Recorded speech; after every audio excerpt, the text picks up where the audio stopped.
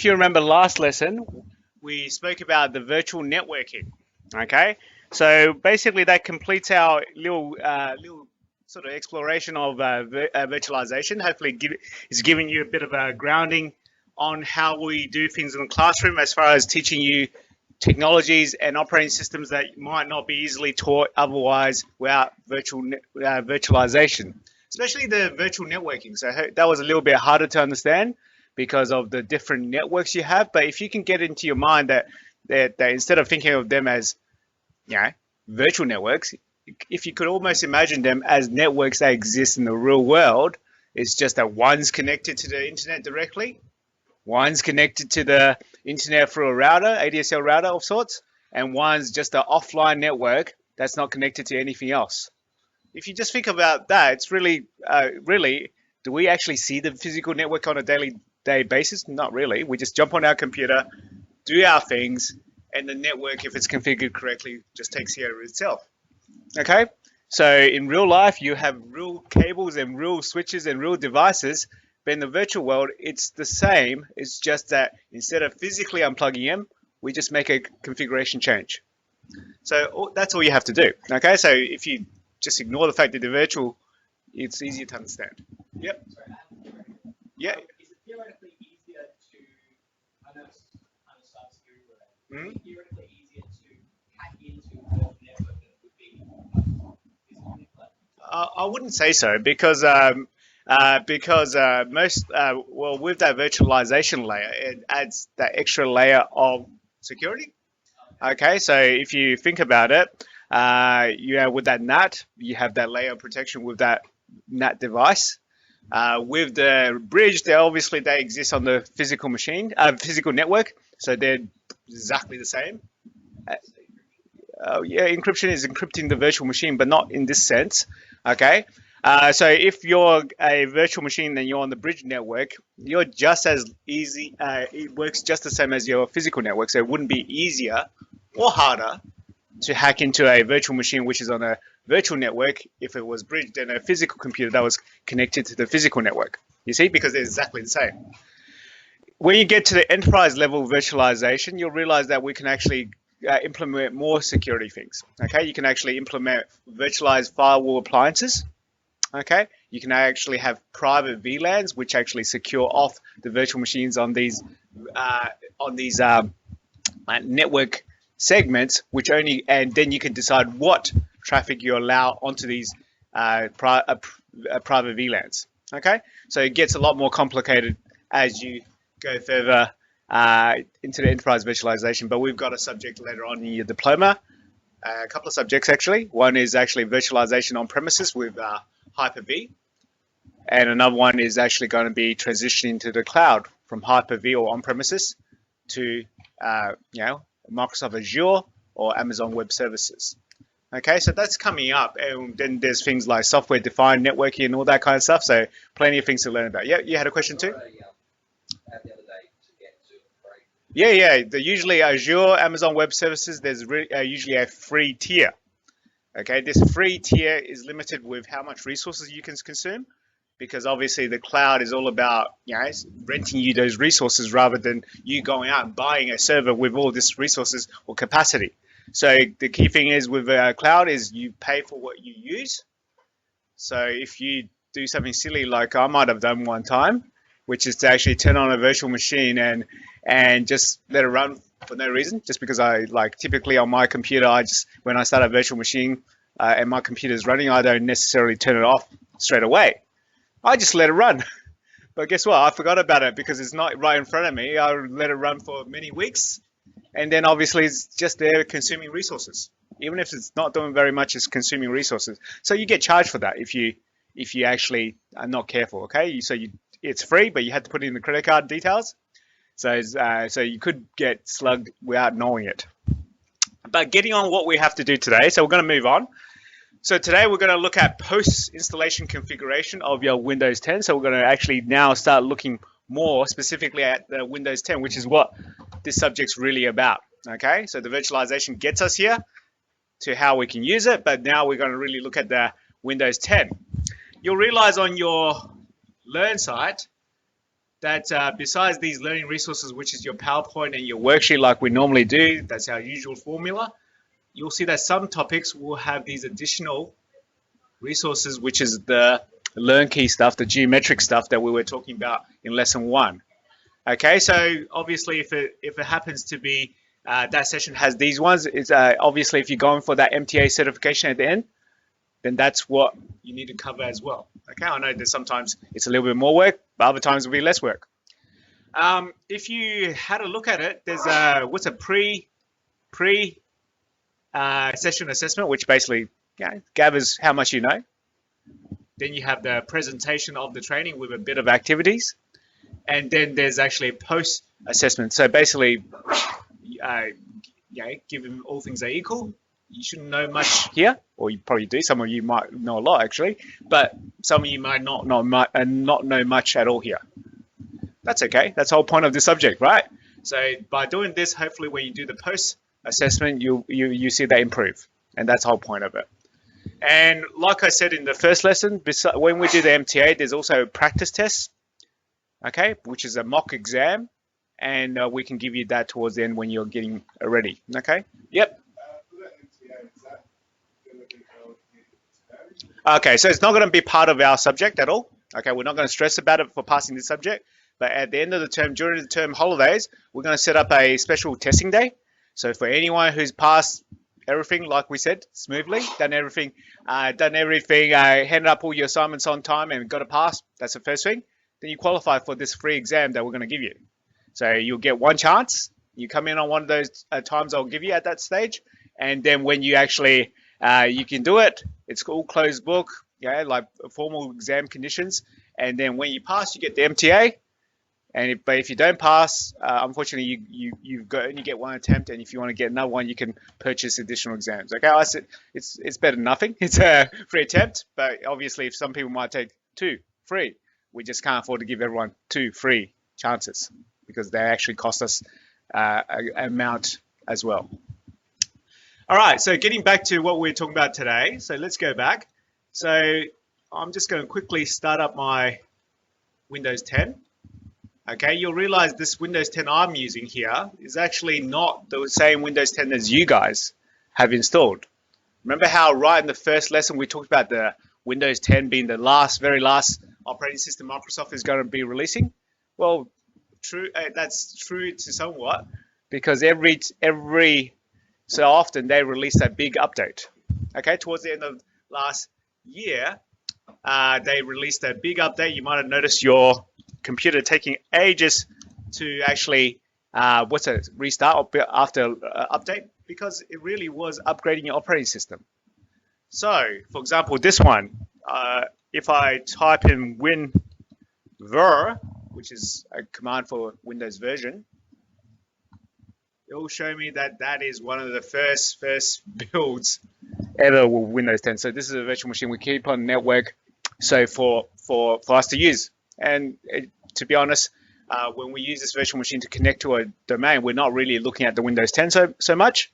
We're looking at how it interacts with the domain and how it's controlled by the domain controller. So that's the point of this virtual machine. The one you created was based on, remember you created that ISO in the very first lesson. So you actually downloaded a media creation tool, and you created an ISO from that. So you got the very latest one. You should be 1906, 09. Yeah, so what does that mean? That means 2019 September release. Okay, so that was that big update I was talking about at the end of last year, towards the end of last year. So that means you got the, from that, you got the very latest version on Windows. How do I check? Well, just like on my real computer now, I can just type WinVer again. And this is the TAFE SA computer. And again, they don't necessarily implement the very latest update, because obviously they have a fixed image, and they would update it automatically behind the scenes, but they wouldn't update the major version without consultation and testing, so that they know that it will still work correctly after you've updated. That's one of the possibilities, that you update and things don't work properly. Yeah. Some people are still using very old operating systems. So if you notice that this one, that's my physical computer, is actually 1809. So that's 2018 September. So that's actually a year out of date if you want to compare to the latest one. Okay. So that's okay. So what does that mean? It means that things might look a little bit different on this computer as opposed to the real my real computer, or as opposed to the virtual machine you've got, because I can see now even the desktop looks different from mine to yours. Okay, for mine is a bit of darker color. For yours, I can see is a bit lighter. So, and the image is a little bit different. So you can really tell for that. And you'll notice that, like here, it has a problem connecting. There's no internet access. It's just a little sort of network icon with a yellow hazard symbol. But on yours, you might get a little globe. Okay, a little globe and it represents no internet access. Okay, so things might look a little bit different, but generally things are the same. Okay, so just remember that there's always different versions, and unfortunately, as an IT person, you've got to be ready for whatever is in front of you. But generally, most things are the same places. Okay, all right, let's get on with what we're talking about. So today's objective is to actually have a look at some of the overview of some of the tools. And obviously, I'll give you a quick demonstration with some of them. And obviously, the worksheet will walk you through others. Okay. We'll look at customizing your user interface. We'll manage devices, device drivers, and services. And to be honest, this is going to be covered in this one. But when we do the server subject, we're going to look at services even more deeply. We also will look at some configuration features such as mobility and power options. And we'll have an overview of Hyper-V. So one more bit about virtualization. And what we're going to do in our worksheet is we're going to turn our Windows 10. We're going to install Hyper-V inside of it. And then we're going to create another virtual machine inside of our VMware virtual machine, if you understand what I'm saying. It's almost like that. Yeah, it's mind-blowing. It's like Inception. It's a virtual machine inside of a virtual machine, inside of a physical machine. So there's like 3 layers of operating systems there. Okay, running on my physical hardware. So let's actually have a look at how we configure the settings. Okay, there's 2 ways in Windows 10. There's the settings app, and there's the control panel. Okay, most of us, if you've been using Windows for a while, probably used to the idea of the control panel. Okay, this was around since I can't even remember. I know it definitely was around in Windows XP. Okay, and most of the things I need to configure on my system is actually somewhere in the control panel. But the settings app is a newer one. And you can even see that one feels older and one feels newer. So if I press the Windows key, it'll bring up the start, or I could just click the start button. And I can either type control panel to search for it. You know, if you haven't realized yet, Windows 10 it's not as easy to find the apps that you want. You can still find it without knowing what it's called. It's just a little bit inconvenient. But if you know what it's called, you can just type in the first couple of letters of the name, and then it'll show you. Oh, there it is, right on top, control panel, and you can see that here it is. With the settings, we can start it a couple of ways as well. We can again type it in, settings. There it is.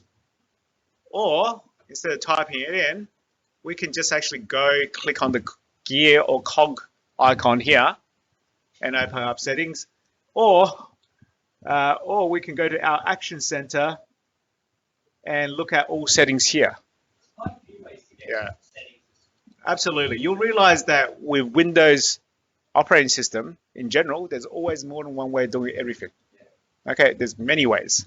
And to be honest, there's no right or wrong way. Okay, it's just whatever you prefer. It's whatever is easiest for you. And it also depends on the situation you find yourself in. Okay, let's say that one way was locked out. Okay, so I can't actually launch the settings from that way because the administrators locked me out of that part of it. Or I find that maybe the operating system is not functioning correctly and something doesn't work properly. So maybe I might go to Task Manager and run a new task and type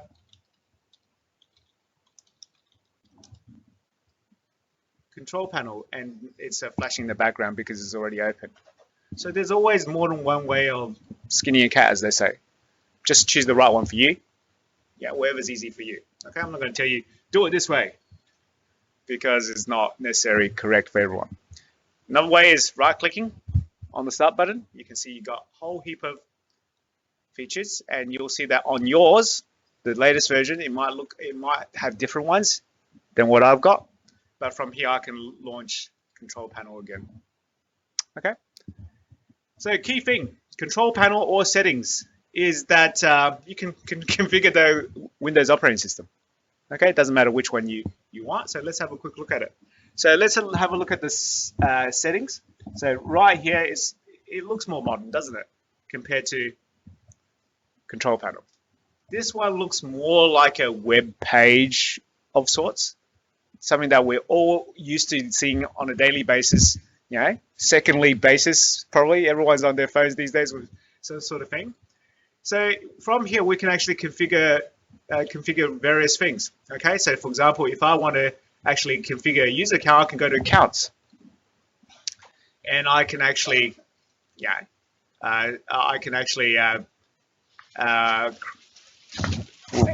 all right. Well, I can actually create more accounts here. I can see the user account I'm logged in is a local user, which means it's not on the network. It's only on this computer. It's not on the internet. It's on this computer only, and it's an administrator. If you've never heard of the administrator, that is the top user in a Windows operating system, the person with full control to everything. Okay, not everyone. I definitely need to emphasize this. All your users shouldn't be administrators. Okay, should have maybe one, two, a few, but definitely not all of them. Okay, so if you're at home, for example, you have 6 people sharing the same computer, you wouldn't make all of them administrators because they have too much power. Okay, so that principle of least privilege that I was talking about before, if you remember, if you give someone enough powers just to do what they need to do, that's good. If you give them many more, they can be used to break the system, compromise the system. You had a question? Yeah, so they have one computer, and is there any benefits to making out the administrator? We're talking about users now. We're not talking about computers. One computer, yeah, you would make some. So you would make a user at least an administrator, yes, because the administrator would have the powers to do everything, like configuration changes and stuff like that. Sorry, what's that? The first user usually is the administrator. Okay, you notice that you didn't have to make yourself administrator when you're signing in, but the first user you create, which is during the installation process, is usually the administrator for good reasons, so you can get in and do things. Okay, but for when you create more users, then you can actually you shouldn't set everyone as administrator. That's the key point. I can also, don't forget, Windows 10 is designed to work with the internet, with the cloud, with your with all that. So what we can do is actually, instead of logging in with a local account, so this is a local account, what we can actually do is we can add a what's a school work or school account. So you notice you're studying here, and you've got user accounts on our Active Directory. You notice that you can use that to access OneDrive and Office 365 and all that. Well, you can use that to actually log into your computer as well. Okay, so that's definitely. So you can look at family and other users, and you can actually add someone else, create more user accounts from here as well. And you can look at your sign-in options. So you can actually require sign-in after you wake up from sleep. You can use a password. You can change your password. Instead of actually having a password, you can have a PIN number. Instead of having a PIN number or password, you can have a picture password, which means you actually select the right photos in a jumble mess, and then you get in. It's a bit like those captures, okay? We can lock the screen. So that's to do with accounts, but you can see there's things to do with language and region. So this is where we can set our time zone. That's pretty important, because if you set the wrong time zone, like, let's say if you look at this, Adelaide is at plus 9.5. You know, if you don't know what that means 9.5 hours after Greenwich Mean Time. Okay, so plus 9.5 means we're in that time zone. But you notice at Darwin, exactly the same. You probably go, oh, it doesn't matter. I would choose it's 9.5 Darwin, 9.5 Adelaide, same thing. But if you chose Darwin, you know what will happen when Adelaide changes daylight saving? You know about daylight saving, right? But maybe our Adelaide daylight saving and Darwin's daylight saving are not on the same date because that's artificial. That's done by the government. Okay, so therefore, if you choose the wrong time zone, you might see that your computer might be out of sync with the rest of the world because we've had daylight savings change. Okay, so choose the right time zone. Choose the we can have language and regional settings, and we can look at adding additional clocks. And if we look at region, I've set it to Australia. And here, English, it's defaulted to English United States, which is a little bit annoying to me. Okay, so a little bit annoying to me because we all know that English United States, they don't spell things correctly, do they? Well, they probably say they do, but in our opinion, or from our point of view, they don't. So, yeah, they spell it more phonetically than what Australia and the rest of the world do. So I might say English Australia, and I'm gonna see if I can take this away. No, I can't because I installed it by as the first one. But now I've added English Australia. I can set this as default so that my dictionary doesn't pick up my spelling errors every time I spell virtualization without a Z. You get me? That's the main one that gets picked up for me because I teach virtualization, and that's so annoying. Every time I spell it right in our speak, it picks up wrong. All right, so let's go back. So I'm not giving you a detailed tour of everything. This is impossible. There's so many things. I'm just giving you an overview. So then we have devices. So this is where we can add printers. We can add scanners. We can add Bluetooth devices if you had Bluetooth actual hardware. Okay. We can look at our connected devices. You can see this is a virtual machine. So a lot of it is the VMware this and VMware that. You notice something there? You notice that the network card is actually detected as an Intel gigabit. That's what it virtualizes the network card as, VMware. Then we can talk about the mouse, mouse and touchpad. Choose how many lines your scroll does. So now if I choose 31, every time I scroll, it might go up a lot more than if I set it to here, up and down a lot more. And you can obviously, if this is the default setting, that your primary button is the left click. It's very annoying if someone else changes it to the right click. Okay, that would just drive people crazy. They would jump on it and go, "This won't work." So don't do that. Now I'm hearing the squeaky wheel in your head. What if I did this on my real computer and set the next person up? Don't, okay? Spelling. And if you notice that I could get by clicking the back button or the cog, again, a bit like a website. System. So again, from here, we can look at our display.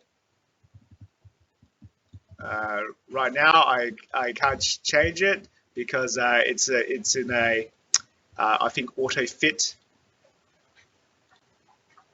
mode, and I have to, because it's a virtual machine. On your real machine, it's quite easy to change the resolution. We can also have tablet mode. Okay, so if you don't know what tablet mode is, if you got to understand that, how did they design Windows 10? They designed Windows 10 as the operating system for everything. If you think about that. So from desktop computers like I've got right here, to laptop computers, to sort of to those Surface Pros, to those PCs that you can actually just fold over and become a tablet, to phones, to actual tablets. So it's meant to be the unifying operating system that's for all of these devices. So, which, if you think about it, it's a good idea, because instead of learning how Android works, how Apple iOS works, how Windows works, if you have the same operating system across all your devices, it's almost like it's more integrated, and you don't have to learn so many different things. So if I actually turn the tablet mode on, whoops. If I turn the tablet mode on, you notice that it's in the form of a tablet now, and I've got this back button, and I can launch, and it's like I don't see the rest of it. Okay, so it's like as if you're using a tablet. I'm sure everyone's used the iPad. It's like you're using it, holding it in your hand and pressing big buttons like what we've got here. Let's turn it off. All right, so let's turn it off. So yeah, some people like, some people don't. But obviously, a tablet or a phone might have a smaller screen than a full PC or laptop, so it might work better than if you had a full PC or laptop. Another way to turn it off or on is that actually go to the Action Center by clicking that little messages icon, and there it is. It's turned on. It's a bit like I said, your phone, isn't it? If you have Android, you know that you can turn things on and off just by opening up a quick settings area. So if I quick settings area, believe we can. yeah, no, definitely. So you can see that I've just turned it off now. It looks more like a normal PC. I've got my taskbar. It looks more normal to me, should I say. And besides that, we've got all sorts of things that we can turn off, turn on, like location. So it's designed for devices with GPS, just like your phones and whatnot. All right, so that's settings. Like I said, I can't go through every single setting, but hopefully what we're going to do is give you a start to exploring yourself. And then the control panel system similar. So for example, if I wanted to do accounts, I can go to user accounts. User accounts, there's myself. There, it tells me similar things. It's a password, it's a local administrator. And I can manage other accounts. I can add new accounts. So similar things to what we were doing elsewhere. We can manage your credentials. We can change your environmental variables. We can reset your password. We can do a whole heap of things. But you'll realize that, like I said, some things you do with one thing or other. You'll see you'll get to some things easier with one method than another.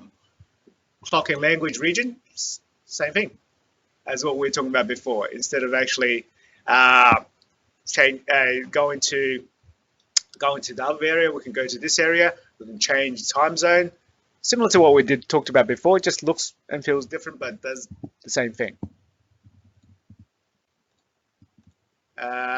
Let's go back to our control panel. You notice that it feels a little bit old, but it's more familiar for me than the other places. So appearances of virtualization, we can go to display, and we can adjust resolution like we talked about before. So, and if we go back here, we can actually change our other display settings. Oh, sorry, change our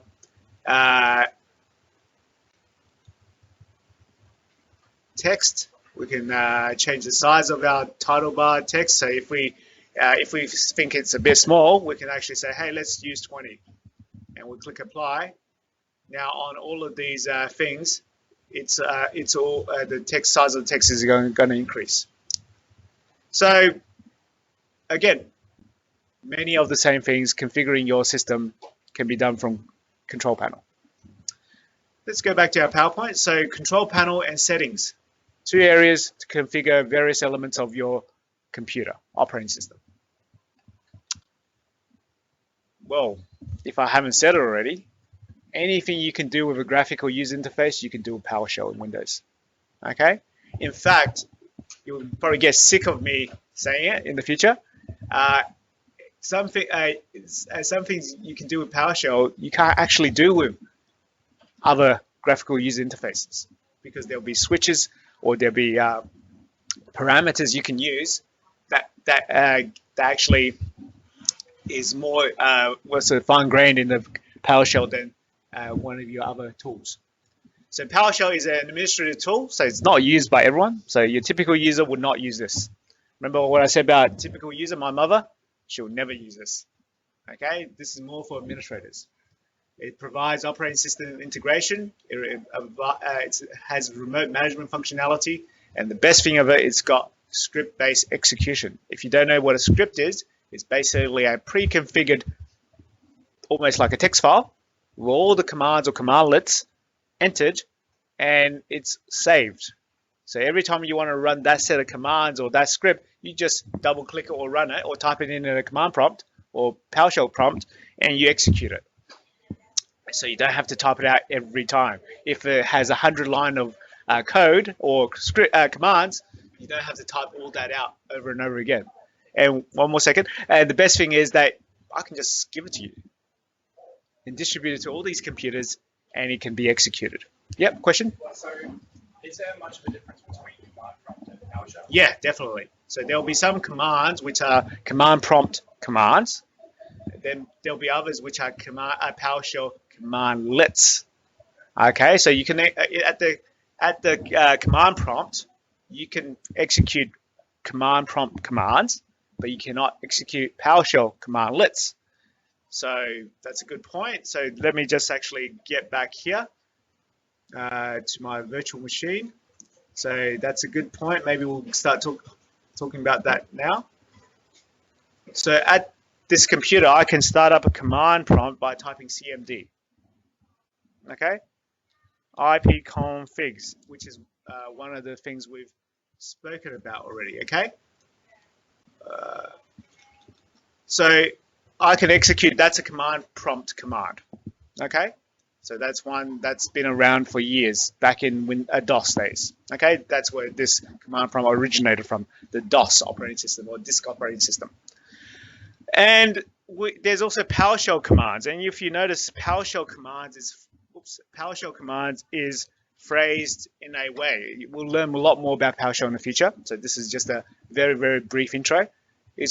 But you'll have a whole subject on PowerShell, which scripting in the future. So PowerShell commands are phrased in a way. It's verb, noun format. Verb meaning doing something, and noun is something, doing something to something. So in this case, my example in the PowerPoint was get net IP address. Okay, but you can see when I try to enter it at the command prompt, this does not work because this is not a command prompt command. Whereas if I actually click on this and type PowerShell, I can open up a PowerShell app, PowerShell command prompt if you like. You can see it's PowerShell because you got this PS. The color can change, but it really says PowerShell because it's got that PS there. And I can still type in the ipconfig. Sorry, focus. So I can still type in the ipconfig command. It'll work, no problems. And I can still type. Now I can type in the get net IP address. You notice I use the tab completion. That allows me to save a lot of typing. So now, if I do this, it's going to work suddenly. So there's a big difference between PowerShell commands, lets, and command prompt commands. So you can do command prompts in PowerShell. Yeah, not the other way around. Okay. So, but and generally, there's always a PowerShell commandlet that does everything your other command prompt commands does anyway. Just needs to, you need to learn about it, or learn it, or find out what it is. All right, let's get back to our thing. So, PowerShell, very powerful, very good when you become a high-level administrator, because like I said, you can script things, you can automate things, you can turn a PowerShell script into something that's very sophisticated by using programmatic terms like variables, loops, and that kind of things. If you've done any programming, you might understand those things, but for the purpose of our subject here, there's no need. You'll learn more about this stuff when you're doing the free PRB and for CNS subjects. So what is using PowerShell? So PowerShell is a command line shell designed for system administrators. Windows PowerShell drives provide access to the file system, the registry, variables in memory, commandlets. So it's called commandlets. As the name suggests, they're small commands. Okay, they're very specialized in what they do. So there's lots of them. And to be honest, I don't think anyone knows every commandlet that exists. And what's even better is that you could actually import modules. Let's say on my Windows 10, I don't have Active Directory. No need for Active Directory PowerShell commandlets. But on a server with Active Directory, I definitely need Active Directory PowerShell commandlets. So I can add modules by importing them. When I install certain features of Windows, it automatically puts those modules in. But if I want to actually, like on this Windows 10, I want to work with Active Directory, because even though I don't have Active Directory on this computer, I can remotely use PowerShell to control other computers as well. So remote PowerShell, okay? So I can actually install the modules by importing them. So commandlets have a verb noun format, like I said, do something to something. Okay, you'll see that most things are a phrase like that. For example, just then I used the get. Get usually means get information about something. So in that case was get net IP address. So the thing is net IP address, isn't it? Do something, get something from net IP address. There's also set, and there's many other verbs as well, okay? But usually it's a standard verb noun format. Example here is start, service. So basically start is the verb, service is the noun, and we have these things called parameters. They're followed by a dash. Okay, in command prompt they might be called a switch, but here it's called a parameter. In this case, the parameter is application identity, which means don't just start any service, start the service that's called an application identity. Okay, and you can use PowerShell, Windows PowerShell, to efficiently perform bulk operations. Like I said, if you had to configure all these computers to, let's say, copy files from the L drive to the C downloads before class, I could jump on every one of these and just do it. There's 20 in the room. That's a little bit annoying. But if I had powers on this network, I could actually put a PowerShell and make all these computers run it. PowerShell script and make all these computers run it at 9 a.m. in the morning, so that by the time we start our classes, those files will be there.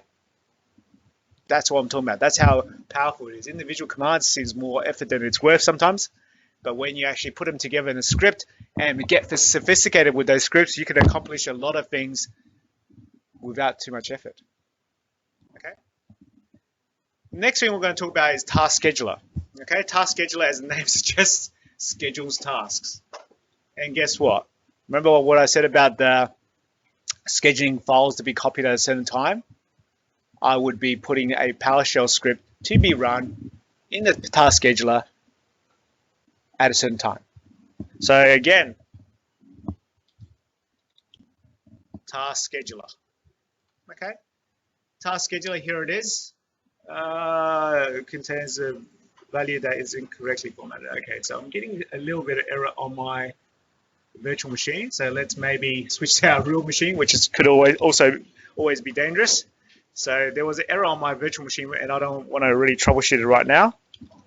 So let's go to Task Scheduler on our real machine. All right, here it is. And basically, we can actually have a look at our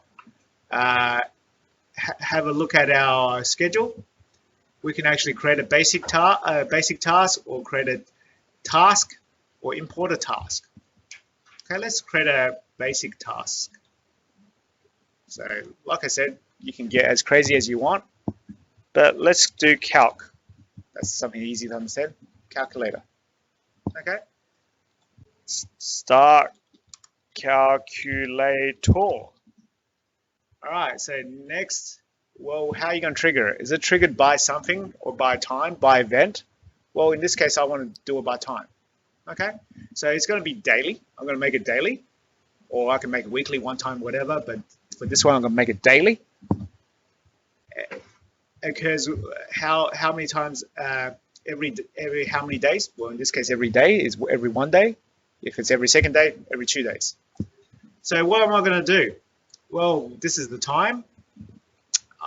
So this is 9:48 now. So I'm going to quickly change this to 950. Just a couple of minutes beyond what we are now. And then we're going to go action.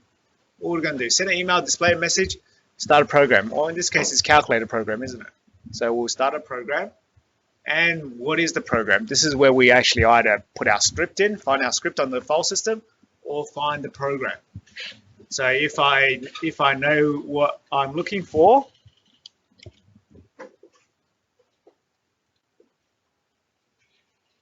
oops, let me just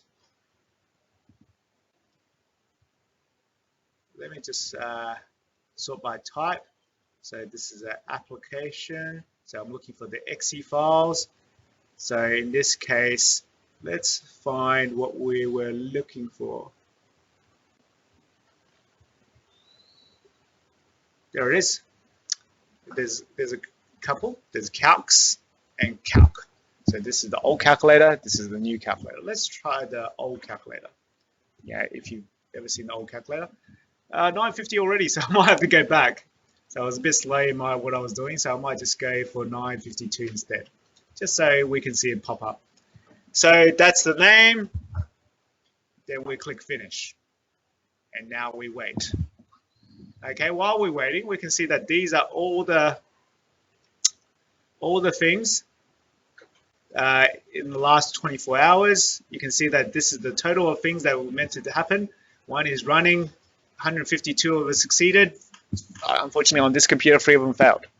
This is my real computer, by the way. So, so there's always a risk of things not working. So this is a bit of a log of what's happening.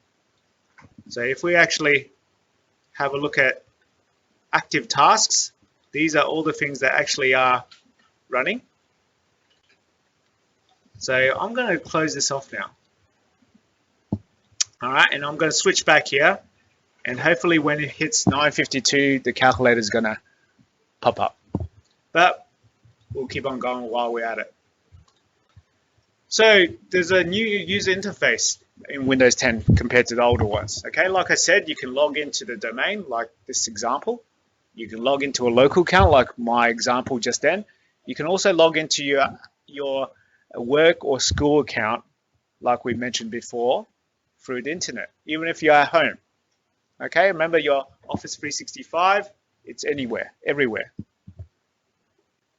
And with that new interface, we've got a different start, if you remember, compared to the Windows 7 and such. Let's actually have a look at that. So going back to my virtual machine, okay, go away now. Let's kill this scheduler. The first thing you'll realize, if you remember, Windows 8.8, should I say, didn't even have a start button. That annoyed everyone. So they quickly released 8.1, which gave back your start button. But now we've got a start button. Like I said, mine will look a little bit different to yours. But we've got all these tiles now, a bit similar to the idea of the tablet, like I said. And guess what? I can actually drag these tiles around just like I would on my phone or tablet. I can actually even create groups.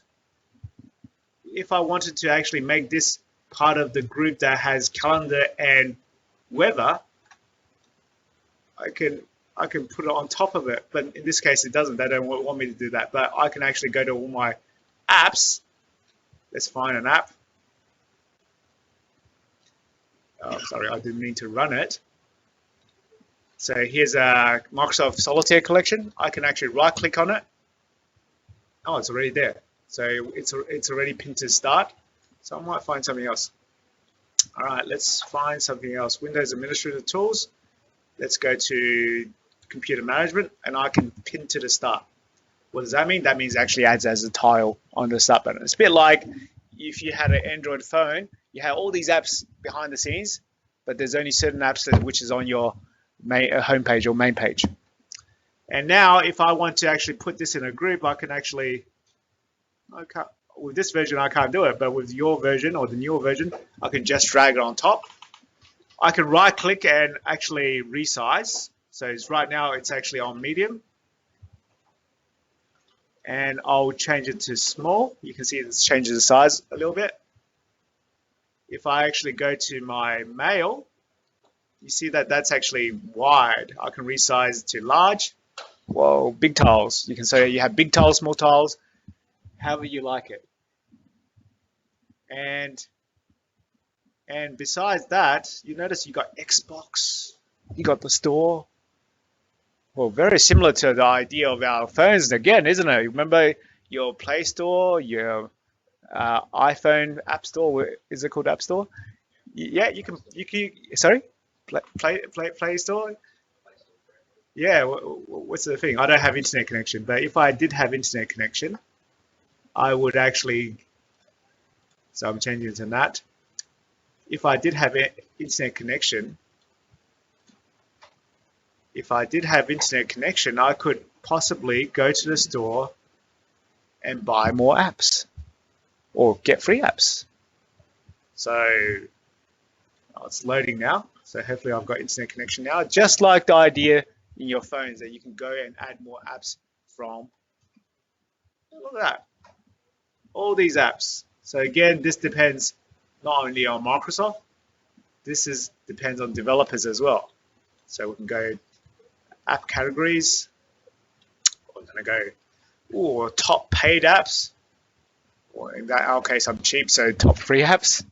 All right, you can install all these apps as an app on your computer. Let's install WhatsApp. Okay, here it is. Okay, so and we can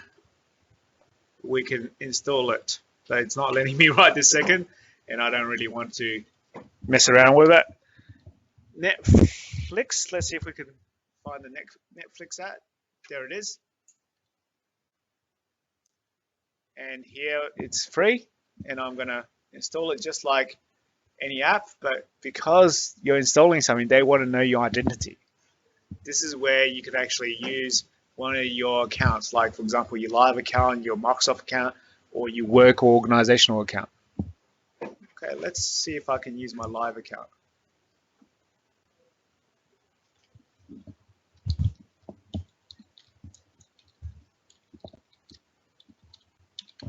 Oops, thank you. And then my password. Hopefully I got it right.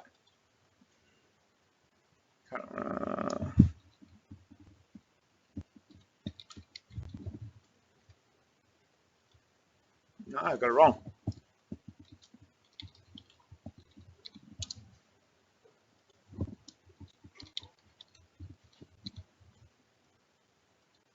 No, sorry, I can't remember my thing, but I'm sure you got the point that we can actually go use our online identity and get these apps. Okay.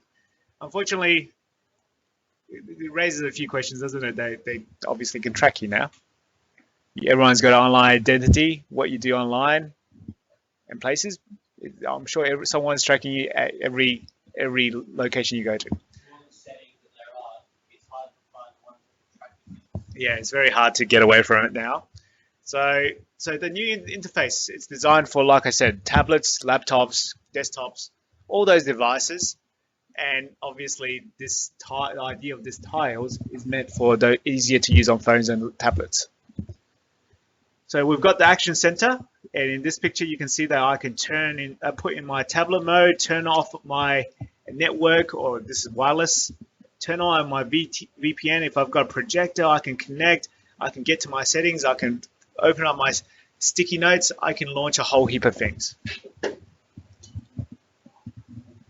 You can customize your new interface by adding tiles, removing tiles, pinning item to the taskbar, resizing the tiles, configuring live tiles. So live tiles could be like your news.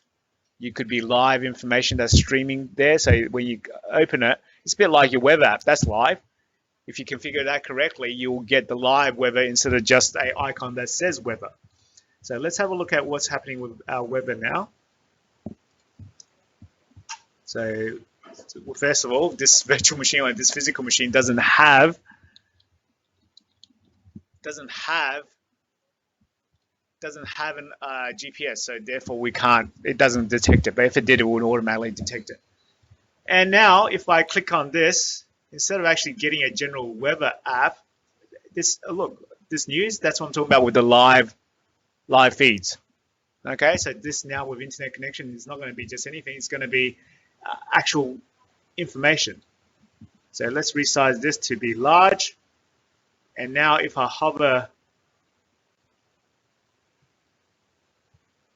above, oh, we'll give it some time, it's actually giving me live information now of Adelaide because I've configured it. You get me? So that's what I mean by live apps. Apps that has information which is updated in real time. All right, let's keep on going. All right, so this is just showing us we can pin something to the start, we can pin something to the taskbar, and we can resize to wide or large. There's also this ease of access. Okay, so this is obviously talking about, you know, like what if you can't see as well as someone else? What if you needed a narrator? So this allows us to actually configure those things. So we've had visually impaired or challenged students in the past where they had to configure this so that they can actually use the magnifier to actually see things on their screen. They've used their voice and so forth. So it's very useful. Then there's notifications. We can configure notifications and actions, and we can actually look. If you notice that we had those few things in our action center, you can actually get all of these things depending on what hardware you've got. Then there's Cortana. If you've never heard of Cortana, it's basically a Siri of Windows. Okay, it's a digital personal assistant. Okay, so basically you can configure Cortana to use your microphone, give it control. But you know, the suspicious person in me thinks that the Alexas, the Google Assistants, and the Siris and the Cortanas are always listening to you, aren't they? I have someone gifted me a Google Mini. Yeah. TV every so often. Sorry, I don't know how to help you with that. Yeah. So basically, people say, I don't know for sure, that they're always listening. They used to do it a lot for speech recognition. Apparently, they don't do it that much anymore. Yeah. They don't need that raw data. I don't know, but like I don't know for sure, but that's just a thing that I'm putting out there. I So mean, I talk about stuff with my friends. Yeah. And sometimes I see ads on Facebook on my phone. yeah, that's exactly what I'm talking about. So they're targeting the advertisement based on maybe what they recognize in your speech. But that's just me being paranoid. Don't sue me, anyone. Okay, so just an opinion, just a theory, not real, just a theory. Okay, so Cortana, so it's like the Siri of Windows, and you can get it to do things like Siri, like as in you can tell it to schedule tasks, send emails, do things. Okay, so this is where you configure it. So if you look at the Windows 10 architecture, so we're a little bit behind in our slides, so I might speed through a couple of these. Basically, we've got our apps, we've got our desktop apps, so they're a little bit different to your Windows Store apps and your desktop apps. The Windows Store apps are like those little apps similar to what you get on your phone, whereas your desktop apps are those full-on apps, the ones that you actually do your desktop type work on, like your VMware Workstation, for example, and your Office 365. But anyway, they use the Windows RT API. So this is RT is actually for the mobile computers, like your tablets and whatnot. Or they use the .NET Framework / Win32 for your normal desktop type applications. And then they use the executive services, which is part of the system. And then underneath that, the operating system uses the device drivers and the Windows kernel to interact with the hardware. So who's heard of the idea of drivers? Yeah, good. What are they? Basically, the stuff that makes everything work. Yeah. External programs? Okay, so let's clear that up a little bit. Okay, drivers are software that makes the hardware work. Okay, so device drivers, so therefore hardware. Let's put it this way, like we know that Windows can be installed on all sorts of hardware, don't we? You probably could have so many different hardware combinations on desktop computers, laptop computers. There's no way that Microsoft could write all the drivers for all of these possible hardware. What about new hardware that was released after the Windows operating system version you've got? So what we have is this drivers. Drivers are these little bits of software that actually gets installed to allow us to interact with the hardware correctly and get them to work. Device drivers run in the kernel mode, which is actually the core of the operating system. So if they could be dangerous, in fact. Okay, they could be dangerous. So if you have a driver that's not that's buggy or got problems, then it could crash your whole system because it's working in kernel mode. So drivers usually have these are some of the files of example of drivers. Okay, and when we actually install a driver, we can see it in our. Let's go back to my machine. We can go to Device Manager, and we can see these are all the installed devices that I've got on my virtual machine. Let's take the network card. Okay, that's something that we can mess around with without breaking things too easily. So network adapters, like I said, in this virtual machine is detected the network adapter, the virtualized hardware, as an Intel. If I right click on my properties, right click, I can update the driver. So now I can search automatically online for any updates to that driver. So drivers are software, if you remember. So if just like any other software, there might be updates. Here it is. Oh, it says the driver you've got is really the latest, so I don't need to update it. I can also open up the properties, and I can actually look at the driver and look at the driver details, and it tells me the actual location of the driver file that I'm using. This is .sys file, like I showed you before. What I can also do is if I've updated a driver, sometimes you update a driver, but it doesn't work properly. What you can do is actually you can roll back that driver by clicking this button if there's an older one. But in this case, I don't have a newer one. I've only got the one, so I can't roll back. I can also disable the network device. So for example, I can ping Google, just like what we've been doing last lesson, okay? We go back to here, here's my network card, I can actually disable it, yes. So when I disable it, you should see that there's an arrow that's down. No good, obviously. No network card, no network, okay? So we can disable it, we can also enable it, we can also uninstall it altogether. So uninstalling it basically gets rid of that hardware device. And we can also, once we get rid of it, we can also do scan for hardware changes.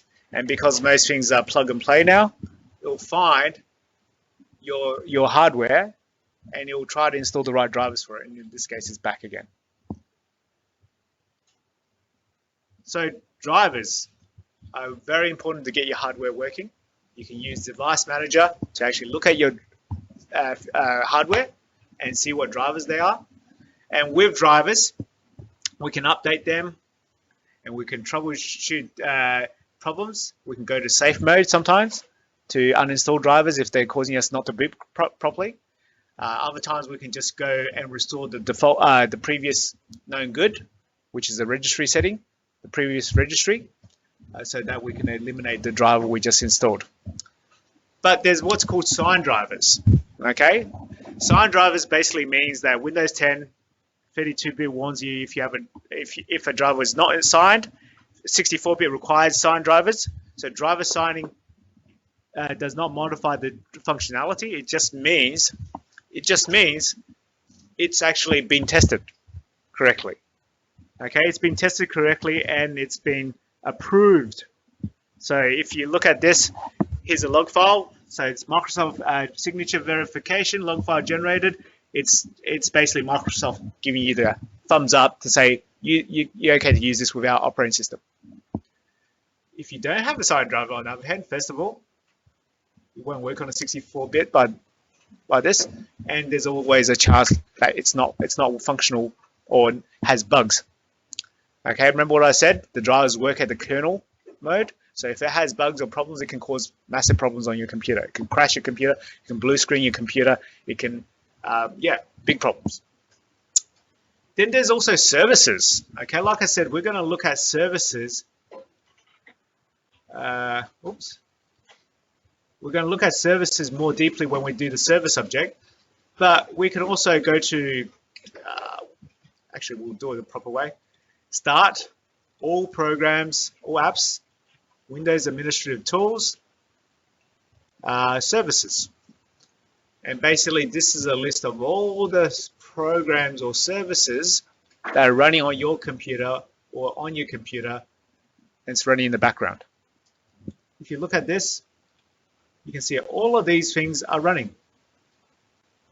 There's DNS client. Remember we talked about DNS just the other day? DNS resolves the names to IP addresses. So that's why we can actually ping google.com, because part of the process is to resolve the name to an IP address. With the service, I can actually stop it. So let's go by names now. So there it is, it's stopped. But it's also, it might be triggered to start, so we can actually go to properties and we can actually change it to be disabled altogether. That means it cannot be started. Look, it's still running. Stop it.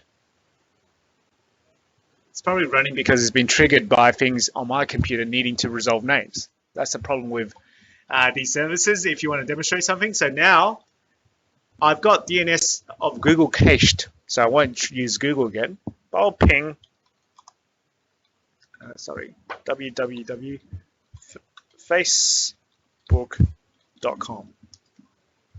And it's still resolving it. In this case, I wonder why. So basically, with this service, I'll put it back as automatic, but automatic means that you can actually, it turns on, the service turns on every time your computer turns on. Okay. There's also manual. Manual means it only turns on when you manually turns on. There's triggered start, which means it's triggered to turn on. But we can also, like I said, we'll look at this more deeply, but there's other things like log on. So they need a power to function. And this is the credentials of a service account. There's dependencies, meaning what does this depend on? And you can see that other things depend on it. So one thing relies on another thing. It's a bit like us driving a car. We can't drive a car if there's no petrol. So we rely on petrol. We can't drive a car if the battery's flat. So we have dependencies. So it's a bit like that. This DNS client can't run if these things are not there or not working. And this thing actually relies on DNS client to be working. All right, so let's keep on going. Like I said, we're a little bit behind time. So there's also log files. So again, in the same area, or we can just search it, there's a event viewer. The event viewer gives us access to the logs, to the computer logs. So in this case, the system log is the operating system log, security logs, application logs.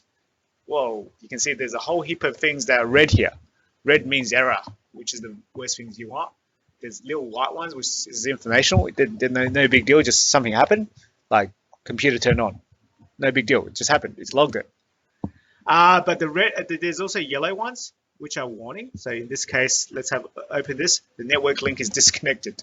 Well, that's because I disabled the network card before, if you remember. But these errors, let's have a look at this one. Well, failed to schedule a software protection service restart. So it's going to give us an error code.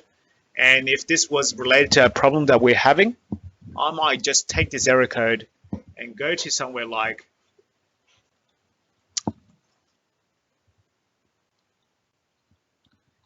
technet.microsoft.com. Well, they've changed it obviously, and I can just search it. Let's go back to it. In this case, error code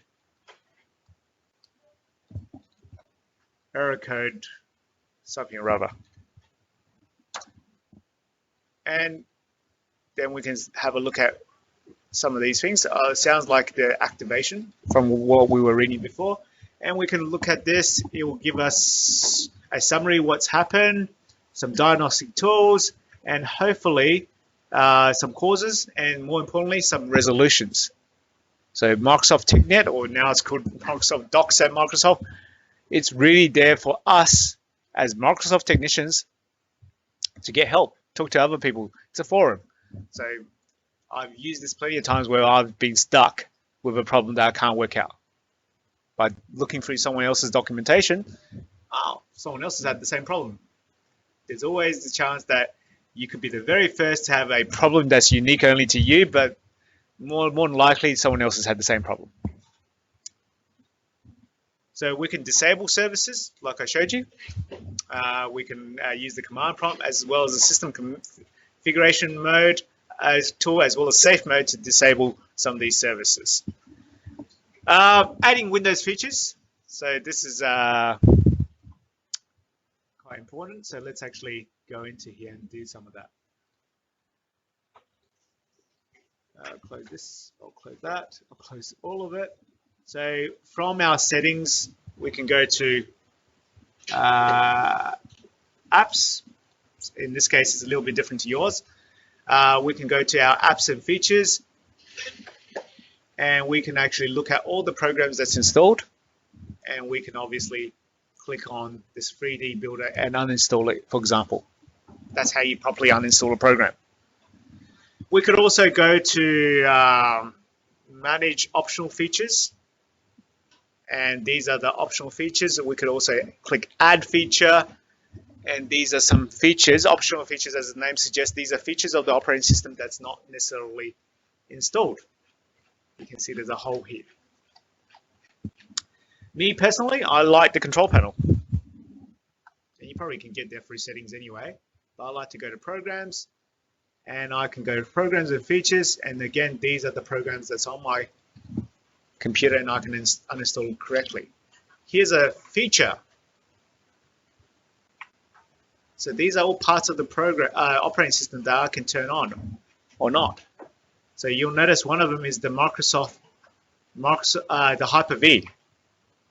So you can remember what I said, we're going to make our Windows 10 a Hyper-V computer. So you can see I can tick it, but I can't tick this Hyper-V platform. It's grayed out because it's in a virtual machine. And that's the reason, okay? But what we need to do if we want to install Hyper-V is we actually need to shut down our computer beforehand, and we have to do something that's a little bit technical with the configuration file. It's not something we can do with the graphical user interface.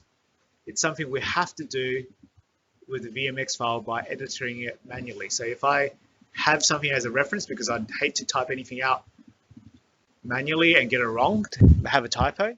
So I always like to have it in front of me. So if you see in your worksheet, one of the things we'll be doing later,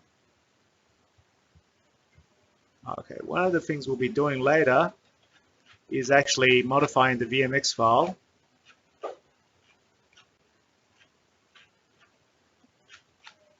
Yep. Yeah, with a couple of lines. Okay, I'm going to have that here, and I'll just show you what I mean. So if we go to the file system, so it's on the C drives. Here's the Windows 10. Windows 10 I was using. Here's the VMX file. Okay, if you don't see the extension VMX, it's just something you have to tick here or not. Show file extension or not show file extension. Okay, here's the VMX file. I can right click it and edit with Notepad, or I can just use Notepad to open it up. But what I need to do is go, so if you remember, I said that this is the configuration of the virtual machine. If you like, what you can do is actually just type in all of this at the end, or anywhere really. But you notice I pasted it. But you notice that I've got these weird symbols now. If you notice, if you don't notice, you'll really have a problem there, because they don't fit the format. So for me, oops, I need to delete that. That's always the risk you take by not typing it in manually. When you copy and paste, you get different characters copied in and pasted in that you don't realize. So if you realize that, you delete it and you save it, all good. And now if we go back to our Windows 10, we power it on. And obviously there's a couple of considerations. Before you make a Windows 10 make any computer into a virtualization server, remember the amount of RAM? The amount of RAM we gave this Windows 10 as just a normal Windows 10 virtual machine is going to be different to a Windows 10 who's going to become a Hyper-V. Because don't forget, when it creates a virtual machine, it needs to allocate some of the memory it has got to the virtual machine as well. So if you don't have enough, you won't be able to do it. Okay. So just be aware of that. I think in the worksheet I tell you to increase the amount of RAM if you didn't have it. If I didn't have enough anyway, I had 2 gigs. I needed to up it to 8, so I have plenty to work with. So now I've actually done that. Remember I edited the VMX file? Now I've edited the VMX file. Update is being installed. Okay, that's the risk of actually going online, is that you're going to have updates happening in the background, especially if you've got an older version of the operating system like mine. So if I go to Windows features again now, if I expand Hyper-V, you notice that, hey, I can tick both now. That's the difference. Remember before, the one that was grayed out? That's because I didn't make those 2 changes, 2 lines of configuration in the VMX file, but now I can. So, but this will install the Hyper-V feature, and it will require a restart. And it's like it's going to do an update. It's like that. So let's keep on going. So with adding and removing features, there's the PowerShell commandlets as well. We talked about the regional settings. We talked about the language and country. And we spoke about some mobility options for mobile devices, like changing into the tablet mode. We've got the location. We've got the cellular. It all depends on your hardware. Okay? All of these things depends on hardware. I'm not going to see Bluetooth, location, or cellular, or mobile hotspot because my computer is not a mobile device. But if you just bought a new laptop like my friend here, you might have all those features and you might see it all. So with the power options, so obviously this is more important for a mobile device than a desktop, because desktop is always plugged into the power, but with the mobile devices you have the battery. How much power you use depends how long your life of your battery. So obviously if you actually use high performance, which means all your devices are going to work at the fastest. We know in our car, if we actually floor the petrol all the time, everywhere we go, we're going to run out of petrol a lot faster than if we just drove sensibly, right? So it's the same thing. If we actually put high performance, because why would we do that? We need it. Let's say we're doing video editing, we're doing virtualization, maybe we need this. It just means sets the screen to its brightest, wastes electricity, keeps the system dry, memory processor continuously supplied with power because it doesn't put them to sleep, and that's going to use up more of your battery. Power saver is uses the least energy, and basically defaults after 5 minutes of inactivity, it starts turning off stuff. Okay, just like a bit like your phone. If you set it as power saving, it will just dim the screen. It will actually stop your display. Yeah, automatic lock, that's the word. And there's also balance somewhere in the middle between the extremes. So here it is, configuring the power, and we can look at the power settings here, and this is our manual configuration of the screen and sleep of the computers. Here's the power options. So right now it's 100% battery power. Unfortunately, I'm not going to see it on my computer again because it's not a mobile device. It's only for mobile devices. And with this battery saver, we can turn it on.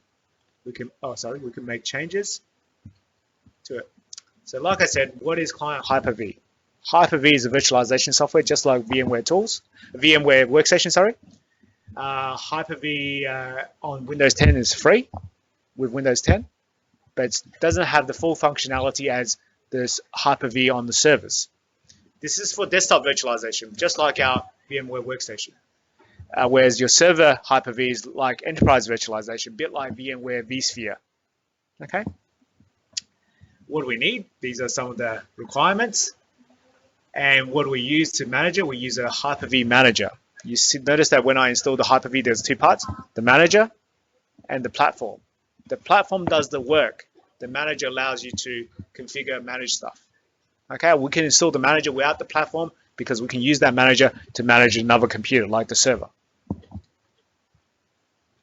So what we do is we actually tick these things, okay?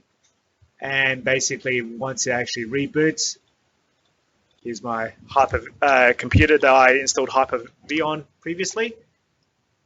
And now it's gonna have, oh, it tells me I've got a new app.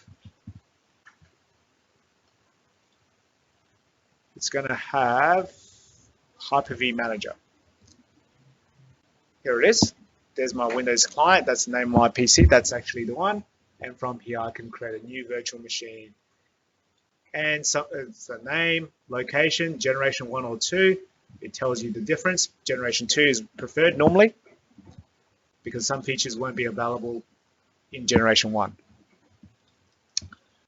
This is how much memory we assign. Very similar to what we've been doing with the VMware Workstation. It's telling me that based on my system, I can only give something between those two. Remember, that's why I said you need to increase your memory so you can do more.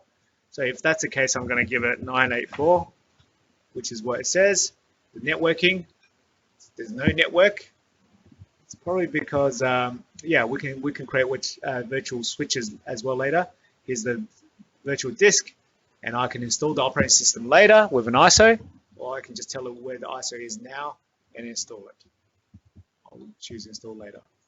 Here's the summary. I'm going to create it. So I went that bit fast, but obviously I'm not trying to show you how to do it here. I'm just showing you what's possible.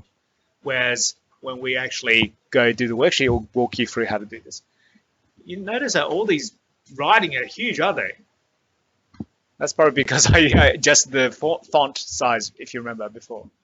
It's a little bit annoying. It's huge now, but I can always change it. Here's my new virtual machine, and I can actually power it on by clicking start. But first thing you'll notice is that you can't, oh, it doesn't start first of all. The first thing you'll notice is there's no console. You don't see the screen like in VMware Workstation. That's because you don't need to see the screen 90% of the time if it's just running as a server. But if you did want to see the screen, you can press connect and it will open up this console and we can power it on again, but it's got a problem because, like I said, my computer, I didn't adjust the amount of memory and all that kind of stuff. No big deal. It's just something we can go back and adjust our memory later if we wanted to. So we can configure Hyper-V settings, including virtual hard disks, the virtual switches, keyboard shortcuts, mouse release. If you remember in our VMware Workstation, we had to click into the screen to actually give it focus. If you remember that idea, that means if we click in, give it focus, everything we do on the keyboard and mouse is inside the virtual machine. But without VMware tools, we couldn't release our mouse just by moving it out. We had to press Control-Alt. In this case, in Hyper-V, it's Control-Alt left arrow. Okay. All right, so without taking it too much more time, I've definitely taken more time than I should have. We'll get you to work through worksheets 4, post-installation configuration.